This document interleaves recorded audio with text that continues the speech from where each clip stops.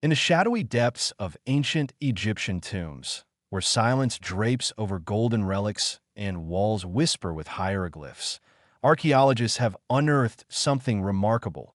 Sealed jars of honey, still golden, still viscous, still sweet after more than 3,000 years. These jars were not mere leftovers. They were offerings deliberately placed among amulets, treasures, and shabby figurines to accompany the departed into the afterlife.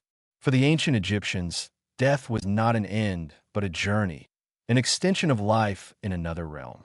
And just as one would need food and comfort in this world, so too would the soul require sustenance beyond the veil. Honey, with its incorruptible nature and divine associations, was chosen as a companion for eternity. To understand why honey was honored in this way is to understand something deep and enduring about how the Egyptians viewed life, death, and the natural world.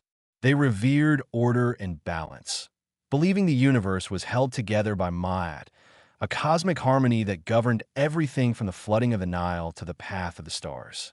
Honey, created by bees who worked with stunning precision and unity, mirrored this ideal. It was order distilled, sweetness preserved, a product of sunlit blossoms and tireless effort. It encapsulated life's gentlest gifts in a form that would not fade, a perfect symbol for nourishment that could transcend mortality. Within the elaborate funerary customs of Egypt, honey served many roles. It was used in embalming mixtures and sacred ointments, blended into cosmetics and healing salves. It was poured as an offering to gods and spread over bread in rituals for the dead. But its placement in tombs, whole jars sealed and left untouched for the afterlife, was something special. These were not offerings to be consumed by mourners or priests. They were provisions for the soul, evidence of a belief that honey's essence could endure in the next world, sustaining the spirit with its undiminished purity. Modern science now confirms what the ancient Egyptians seemed to understand intuitively. Honey is one of the few foods known to humankind that never spoils.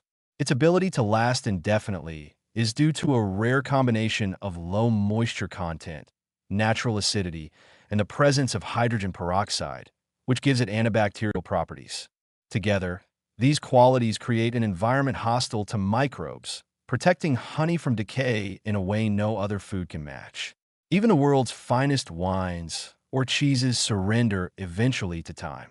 But honey, untouched and properly sealed, simply waits. It does not ferment, mold, or rot. It remains. There is something almost mystical about that. A food that refuses to age, that resists the natural forces of breakdown and ruin. It's no wonder that honey was seen as a bridge between life and eternity. It does not merely sustain, it preserves. And in a culture so deeply devoted to continuity, to preparing for the next world with the same care as this one, honey became a sacred insurance.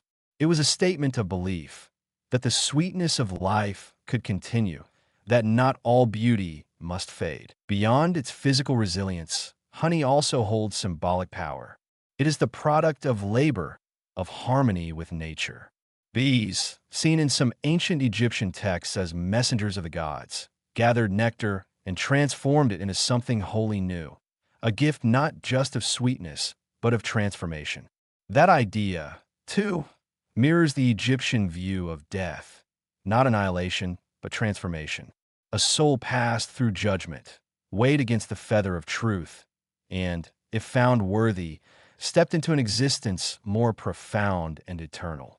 Honey, placed beside the body, whispered of that hope. Even today, honey retains that aura of the sacred.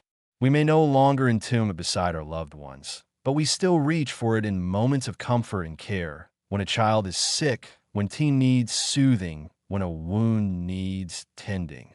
We still treat honey as something special, something not just to be eaten, but to be honored. The ancient Egyptians were right to revere it. In honey, they found a food that defied decay, a substance that spoke of immortality and the sun's golden grace. It was more than nourishment. It was faith made tangible. And in every spoonful we taste today, we echo that belief that some things, if made with love and light, can last forever.